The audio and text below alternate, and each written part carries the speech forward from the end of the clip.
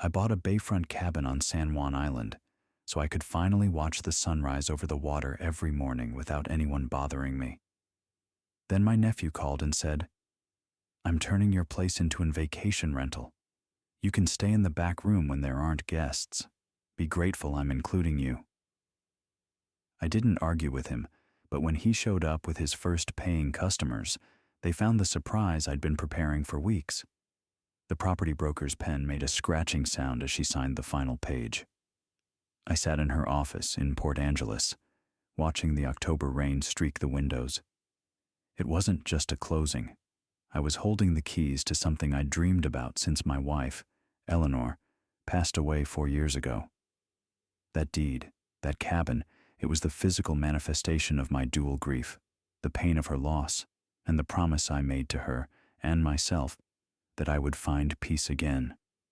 The cabin cost me $568,000, 39 years dispensing medications at the drugstore in Olympia, 39 years of trading time for security, every overtime shift, every holiday worked, every vacation I'd postponed, all of it, every sacrifice, converted into 720 square feet of weathered cedar on 3/4 of an acre of waterfront property. "Congratulations, Mr. Ellison," Amanda said, sliding the deed across her desk. "You picked a beautiful spot. Hood Canal is gorgeous year-round." I pocketed the keys and shook her hand. My fingers were steadier than I expected. A pharmacist is trained to be steady. But on the inside, I felt like a man walking across a bridge I'd spent 39 years building, finally reaching the other side. But my heart wasn't. I was beginning the final chapter of a life I'd meticulously budgeted for, and the silence of that promise was deafening. But the quiet I'd paid 39 years for felt dangerously fragile, as if the first strong gust could shatter it. The drive from her office took 45 minutes, winding through coastal forest until the road opened up to water views. When I pulled into the gravel driveway, I cut the engine and just sat there. The cabin sat 50 feet from the water, surrounded by arbutus trees with their distinctive, almost reddish, peeling bark. A great blue egret stood in the shallows, perfectly still, hunting. The visual juxtaposition was immediate. The gray-green chaos of the forest against the profound, absolute stillness of the water. Then came the silence. No traffic noise, no sirens, not the phantom memory of a neighbor's television bleeding through the thin walls of an apartment. Just the sound of the water and my own breathing. I unlocked the door and stepped inside. The previous owners had left it clean, but empty. The previous owners had left it clean, but empty. Clean, but missing a soul. I knew that soul had to be built from scratch, from the peace I was finally granting myself. One main room with a kitchenette and a fireplace, a bedroom barely large enough for a queen bed. The windows faced the water, and through them, I could see ferries crossing in the distance, white against the gray. Perfect. It was small, but it was all mine. I spent that first week moving in slowly, methodically. My furniture from the Olympia apartment fit exactly. The leather armchair was positioned exactly where the morning light would hit it. Books on the built-in shelves were organized by subject. Drugstore journals I'd never had time to read thoroughly. History books, and the 3 novels my wife, Eleanor, had loved. Memory anchors everywhere. Tools hung on the pegboard in the tiny shed out back. Everything in its place, creating order from the chaos of transition. Pause. This wasn't just arranging a room. It was about arranging my mind, setting up defenses against the emptiness. By the following Saturday, I had a routine. Wake at dawn, make espresso, carry it to the porch, and watch the sun come up over the inlet. That first cup, the steam rising in the cold air, was the one true piece of perfection I'd found. I finally had my boundary, but I had no idea how soon it would be tested. The egret visited most mornings. Sea lions surfaced near the shore. Once a pod of killer whales passed by, their dorsal fins cutting through the water like black sails. I called my sister Linda that evening. "I'm here," I said. Finally moved in. Robert, I'm so happy for you. Her voice was warm. You've earned this. After everything with Eleanor's illness, all those years of work, you deserve peace. It's quiet, I said. Exactly what I needed. And then Linda said it. Brandon has been asking about your place. Brandon has been asking about your place. And the way she said it, not proud, but cautious, made a specific kind of dread pool in my stomach, the kind you get when a perfectly balanced system is about to be knocked off kilter. He's very interested in real estate now, did I tell you? Something in her tone made me pause. No, you didn't mention that. Oh, yes. He's been researching investment properties. He and Nicole are quite ambitious. She laughed, but it sounded thin, strained. I think he might want to visit soon. See what you've done with the cabin. He's welcome any time, I said, though a small warning bell rang in my mind. Just have him call first. We talked for another 10 minutes before hanging up. I sat on the porch afterward, watching darkness settle over the water. The warning bell kept ringing quietly, but I told myself I was being paranoid. Why would my nephew's ambition concern me? Because I knew, instinctively, that the only thing Brandon was truly interested in was what my hard-won peace could be worth to him. Brandon was my nephew, Linda's only son. Family. The call came 10 days later. I was splitting kindling behind the cabin when my phone rang. Brandon, the screen said, Uncle Robert finally got through to you. His voice had that smooth quality he'd developed working in sales. Mom said, You're all settled in the new place. That's right. I set down the axe and walked to the porch. How are you and Nicole? We're excellent. Listen, I've been looking at your property on Google Maps. That's prime waterfront you've got there. Do you know what the rental potential is on a place like that? My hand tightened on the phone. Rental potential.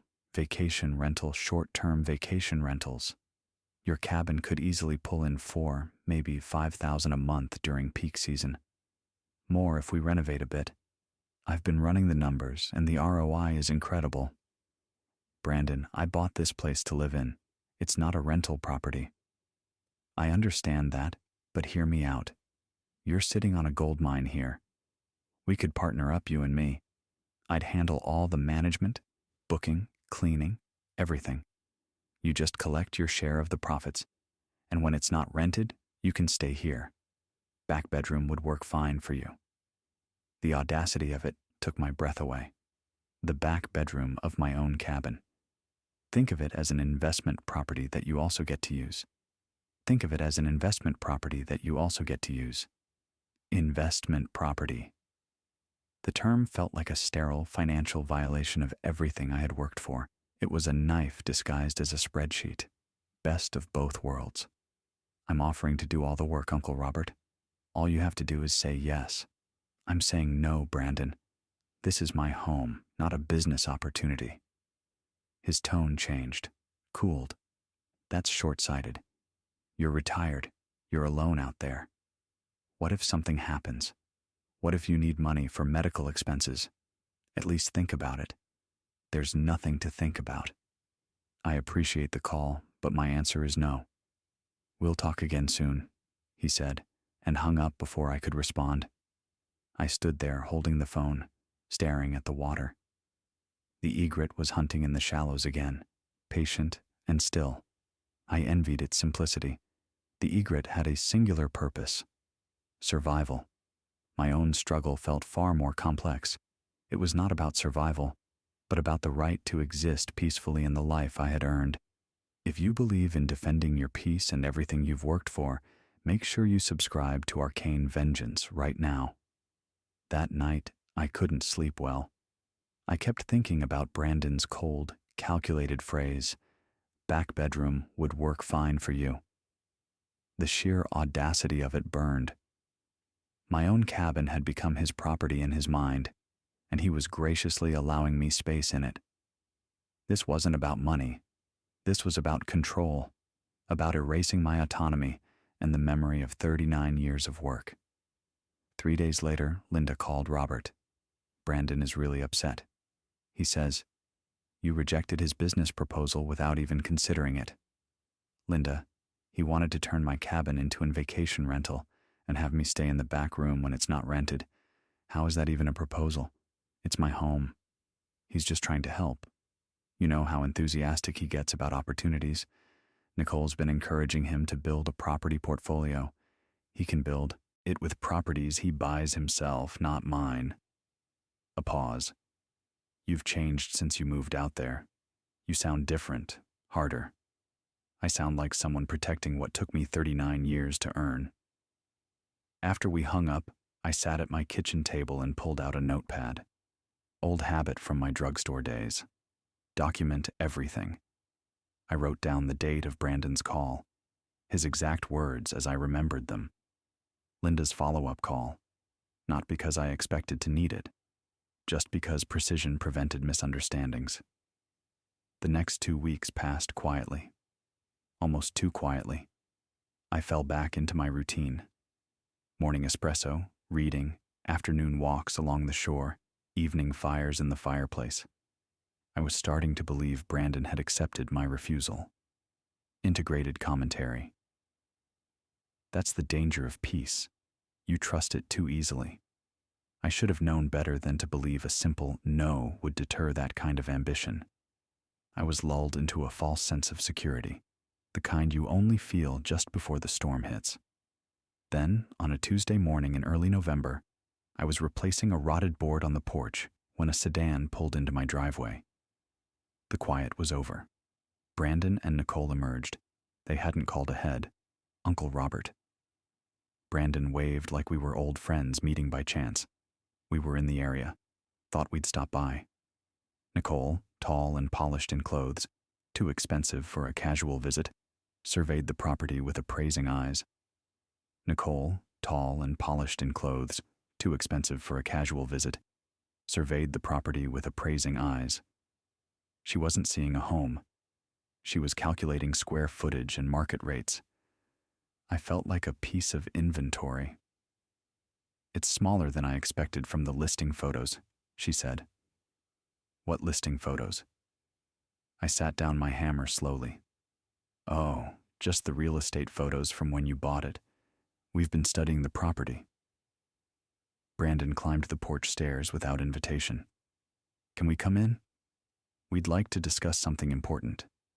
I considered saying no, but Linda would hear about it, and I'd be painted as the difficult one. 5 minutes. I have errands in town. Inside, they sat at my kitchen table like they were conducting a business meeting. Brandon pulled out his phone and opened a spreadsheet. "I've done comprehensive research since we last spoke. Your cabin, properly marketed, could generate $86,000 annually in gross rental income. After expenses, that's probably $35,000 to $40,000 in profit. Split 50-50 between us, you'd be making $17,000 to $20,000 passive income." "I don't want passive income. I want to live in my home." Nicole leaned forward, her voice gentle, calculated. "Robert, may I be frank? You're 68 years old, living alone in a fairly isolated location. What's your 7-year plan? What if you need assisted living eventually? Properties like this, they lose value if they're not maintained and utilized properly." "I'm maintaining it fine for now," Brandon said. "But realistically, how much longer can you manage this place by yourself? We're offering you a solution that benefits everyone. You get steady income. We handle all the work. The property gets professionally managed. My answer hasn't changed. This is not for rent." Brandon's expression hardened. "You're being selfish, Uncle Robert.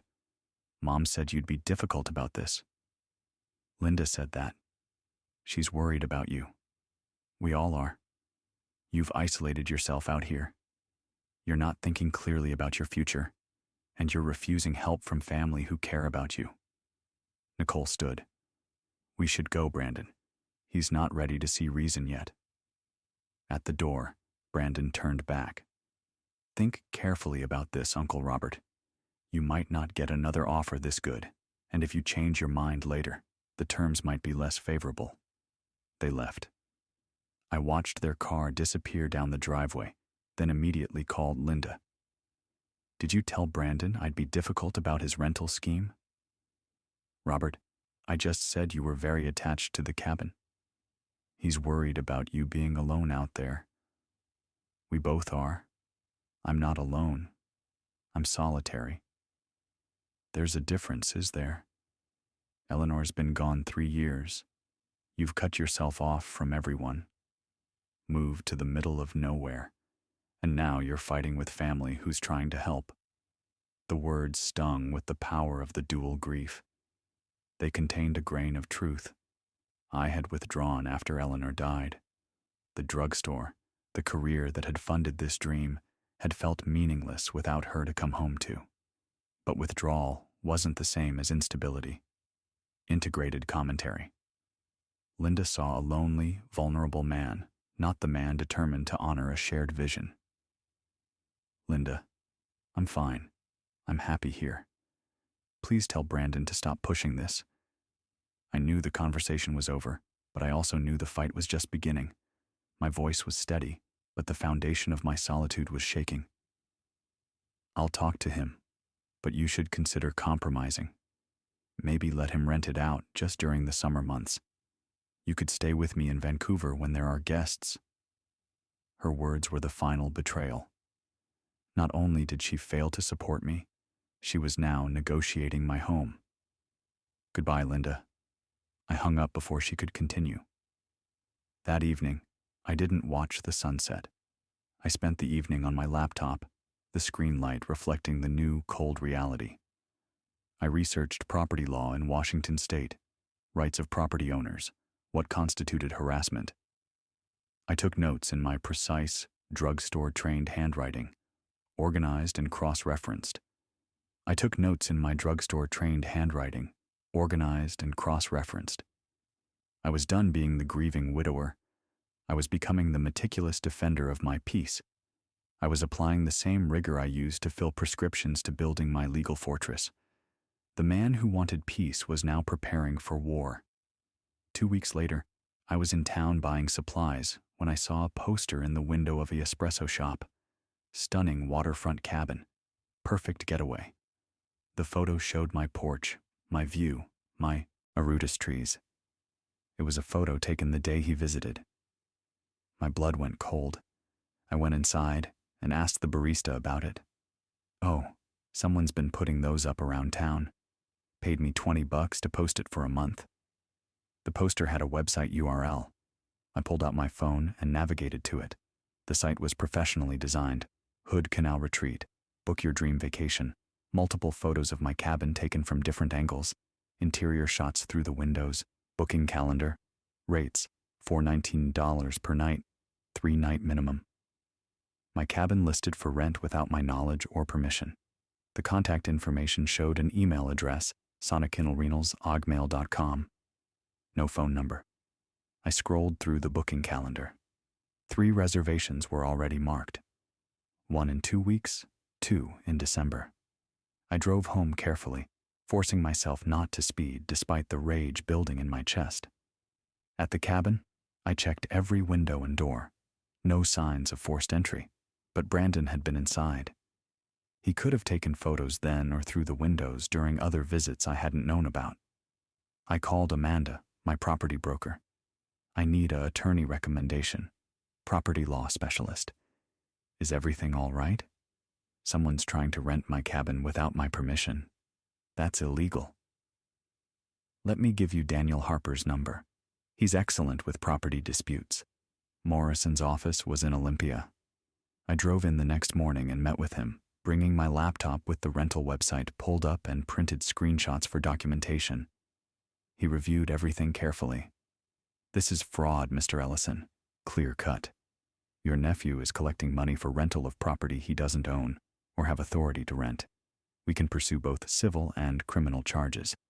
I want to understand all my options before deciding. What would criminal charges involve? Fraud investigation by the Washington State Patrol. If they find sufficient evidence, which they would, your grandson could face criminal charges. Fraud over $5,000 is a serious indictable offense in Canada. And civil, we sue for damages, get a restraining order ordering him to cease operations immediately, potentially pursue recovery of any money he's collected from fraudulent bookings. Less dramatic than criminal charges, but still effective. How quickly can we act? I can have a cease and desist letter drafted by tomorrow. The restraining order filing would take a few days. Do it. All of it. I had the lawyer on the phone, setting the wheels of legal action in motion. Was going straight to the attorney the right call, or should I have tried to talk to my sister first? Tell me what you would have done in the comments below. Write in the comments what time it is where you are right now. And I want surveillance system installed at my property. I spent $1,500 on a security system that afternoon. 2 cameras covering the driveway and porch, 1 covering the back of the cabin. Motion activated. Cellular connection recording to cloud storage. The installer had them operational by evening. Morrison's cease and desist letter went out the next day via registered mail to Brandon address in Vancouver. It was comprehensive, threatening both civil and criminal action if the rental website wasn't taken down within 48 hours and all bookings refunded. Brandon called at 7 that evening. You had your attorney send me legal threats over a misunderstanding. Misunderstanding? You listed my property for rent without permission. You're collecting money for something you have no right to offer. I was moving forward with the business plan we discussed. I thought you'd come around once you saw I was serious about this. We didn't discuss anything. I refused your proposal multiple times. This is ridiculous. Uncle Robert, I'm family. We should be working together, not fighting through attorneys. Take down the website. Refund anyone who paid you. If you don't, I'm filing criminal fraud charges with the Washington State Patrol. You wouldn't do that to your own grandson. Try me. He hung up. I checked the rental website, still active. I called Morrison. He's refusing to comply. Move forward with everything. Understood. I'll file for the restraining order tomorrow and contact the Washington State Patrol Fraud Division. That night, my surveillance system caught Brandon arriving at 10:45. He walked around the cabin trying doors and windows, all locked. He stood on the porch for several minutes, hands in his pockets, staring at the dark windows. Then he left. I reviewed the footage the next morning over espresso, watching my grandson's face on the small screen. He looked angry, entitled, disbelieving that I was actually fighting back. The Washington State Patrol constable came to my cabin 3 days later. Constable Amanda Shue, professional and thorough. I walked her through everything. The initial proposal, my refusals, the website, the bookings, the cease and desist letter that was ignored. Do you know if he's actually collected any money from these bookings? I can't prove it, but there are confirmed reservations on his website, the first one supposed to arrive tomorrow. Has he attempted to enter the property without permission? I showed her the security footage of Brandon's late-night visit. Mr. Ellison, I'll be frank with you. This is fraud. Your grandson is operating a rental business using property he doesn't own. That's a criminal offense. But I need to ask, is this something you want to pursue criminally? These cases can be complicated when family's involved. I want him stopped, whatever it takes. She made notes in her notebook. I'll open an investigation. If he shows up with paying guests tomorrow, call me immediately. Don't confront him yourself. The next evening at 6 May, headlights came up my driveway. I recognized Brandon's car, followed by a second vehicle, a couple probably in their 30s. I called Constable Hu. They're here. Don't answer the door. I'm 35 minutes away. I watched through the window as Brandon and the couple approached my porch. Brandon tried the door, found it locked, knocked. Uncle Robert, it's Brandon. I have guests checking in. I stayed silent, phone in hand, recording. The knocking grew louder. Uncle Robert, open up. These people paid good money for this reservation. The couple looked confused, uncomfortable. He was trying to scam them and me simultaneously. It was a disgrace. The woman said something to Brandon I couldn't hear. The woman said something to Brandon I couldn't hear. But the expression on her face, the sudden realization that she was part of a scam, was audible even from my window. He responded, gesturing at the cabin, clearly making excuses. 15 minutes later, Constable Shu's cruiser pulled in. I opened the door as she approached. "Mr. Ellison, stay inside, please." I watched from the window as she spoke with Brandon and the couple. The couple looked shocked, then angry. They got in their car and left quickly. Brandon stood arguing with Constable Shu for several minutes. She handed him documents. He read them, his face wreathing, even in the dim driveway lights. After his car left, Constable Shu came to my door. I've informed him that he's under criminal investigation for fraud. He's been ordered to cease all rental operations, refund all payments, and have no contact with you except through attorneys. He violated the civil cease and desist, which strengthens your case. And those guests, they paid him $3,600 for a week-long stay. They're furious. Will there be charges? That's up to Crown Kunal, but I've documented everything tonight. The evidence is strong. After she left, I sat at my kitchen table in the quiet cabin. I'm saying no, Brandon. This is my home, not a business opportunity. You won't want to miss what he does next. The silence that followed the police lights was different than the peace I'd sought. It was a heavy silence, thick with the weight of shattered family bonds. The fireplace crackled. Outside, the inlet was dark, peaceful. I'd protected my home, but the cost was becoming clear. My nephew was facing criminal investigation. Linda would never forgive me. The family I had left was fracturing. My nephew was facing criminal investigation. Linda would never forgive me. The family I had left was fracturing. This story is about the high price of setting boundaries, a lesson everyone needs to hear. If you've ever had to fight to protect your home or your peace, please share this video with someone who needs to hear this defense of self. Hit the like button if you think I made the right choice to protect my home. I poured myself 2 fingers of scotch, something I rarely did, and went to the porch. The November air was cold, but I needed it. I thought about Eleanor, about what she'd say if she were here. She'd been practical, fair.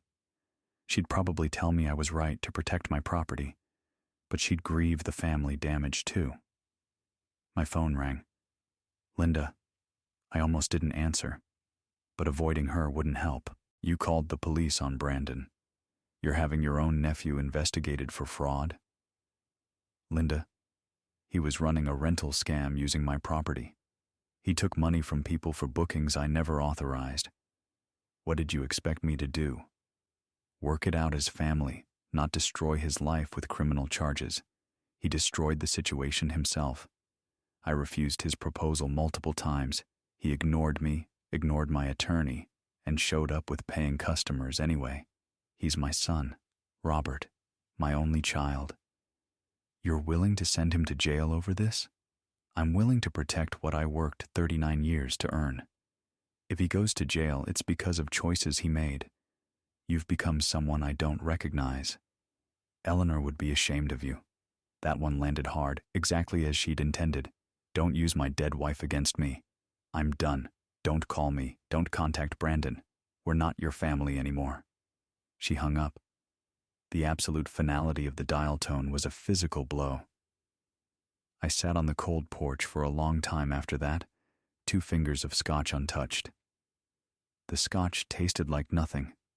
The egret wouldn't be hunting until morning. I was completely alone now in the solitude I'd sought, and in that profound, sudden silence, it felt heavier than I'd expected. This was the cruel twist of the dual grief.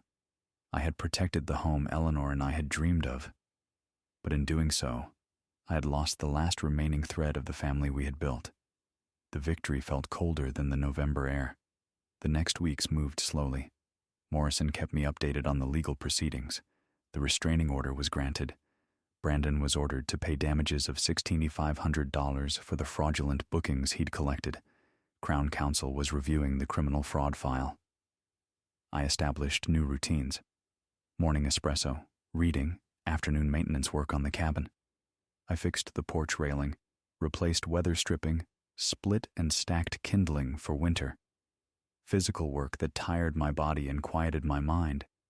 I didn't hear from Linda. I didn't expect to. In mid-December, Morrison called.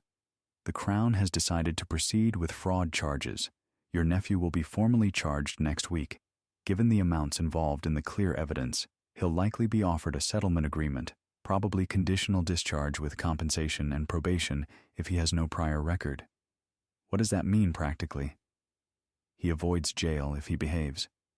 Criminal record, but it can eventually be cleared if he completes probation successfully. He'll owe you the compensation on top of the civil damages. He'll never pay it. Probably not all of it, but the legal consequences are real. He won't be able to do this to anyone else. After hanging up, I made dinner and ate it on the porch despite the December cold. The inlet was gray and choppy. Rain was coming. My phone buzzed. A text from a number I didn't recognize. "This is Nicole. Brandon is devastated. You've ruined his life. I hope you're proud of yourself." I deleted it without responding. That night, I lay awake thinking about Linda's words.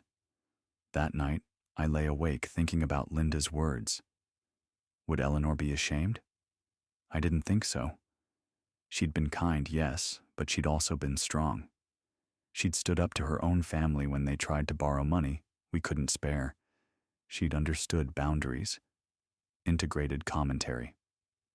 That was the memory anchor. Eleanor knew the difference between kindness and weakness. She would have insisted I protect my home, but she also believed in repair, in redemption. She would have wanted me to leave a door open. I sat up and wrote an email. Not to Brandon, whose entitlement was a barrier, but to Linda. Not to Brandon, to Linda. "I'm sorry for how this has affected you. I understand you're angry. I love you, and when you're ready to talk, I'm here. But I won't apologize for protecting my home. Brandon made choices that had consequences. That's not my fault. The door is always open. If you want to visit the cabin and talk, Robert," I sent it before I could overthink it, then went back to bed. Christmas came and went quietly. I made turkey for myself, watched the egret hunt on Boxing Day morning. The inlet froze at the edges for the first time that winter in January. I was reading by the fireplace when I heard a car. The security camera showed Linda's sedan. I opened the door as she approached, walking slowly up the porch stairs. She looked older, tired. "Can I come in?" "Of course." I made tea while she sat at the kitchen table, the same spot where Brandon had shown me his rental spreadsheet months ago. "He took a settlement agreement," she said. "Conditional discharge, 18 months probation, $38,000 in compensation and fines. I heard he and Nicole are separating. The stress of this, the legal bills, the shame. She couldn't handle it." I sat down across from her. "I'm sorry." "Are you, though? This is what you wanted." "No, Linda. I wanted to live peacefully in my cabin. I wanted Brandon to respect my decision. I didn't want any of this." She looked around the cabin, seeing it properly for the first time. Not as a listing photo or a rental unit, but as a home. The books on the shelves, Eleanor's photograph on the mantel, the unadorned, stunning view through the windows to the water. "It is beautiful here," she said quietly. "Thank you." There was a long silence, a raw moment of truth. "I don't know if I can forgive you. He's my son. I understand. But he was wrong." She took a ragged breath. "I've had 6 months to see that he was wrong, and I enabled him by making excuses." That sentence was the true transformative value. Not the end of the conflict, but the first honest step toward healing a fractured family. She wrapped her hands around the tea mug. When did I raise someone who thought he could do that? Take what wasn't his? I don't know. We sat in silence for a while. Outside, the egret landed in the shallows. That's my regular visitor, I said. Great blue egret. Comes almost every morning. Linda watched it through the window. Eleanor would have loved this place. That's why I bought it. We talked about retiring somewhere quiet, near water. I just wish she'd lived to see it. The silence that followed Linda's departure was not a lack of sound, but the sound of a heavy weight lifting. I walked back to my chair by the fireplace and watched the egret, still, patient, and intensely focused on the shallows. That magnificent solitary bird held the final, crucial lesson. We spend our lives striving for security, trading time for comfort, believing peace is a destination we buy. But peace, I realized, is not a property or a gift. It is a boundary you must fiercely, continually defend. The pain of the fractured family, the loss of Linda's easy companionship, that was the toll required to protect the 720 square feet that represented Eleanor's memory and my earned truth. It was the price of authenticity. In that quiet cabin, surrounded by the beautiful, raw solitude of the Hood Canal, the dual grief finally softened into a single, profound gratitude. I had honored the shared vision with Eleanor. I had stood my ground not out of spite, but from a deep, non-negotiable need for self-preservation. If you are listening to this and you feel the shaky ground beneath your own hard-won peace, I urge you, take a moment right now to send this story to one person whose kindness you admire. That simple action helps reinforce the courage needed to draw your line. Remember this: true solitude is the courage to stand alone, and true healing begins the moment you decide your inner peace is non-negotiable. Defend your peace. It is the most valuable asset you own.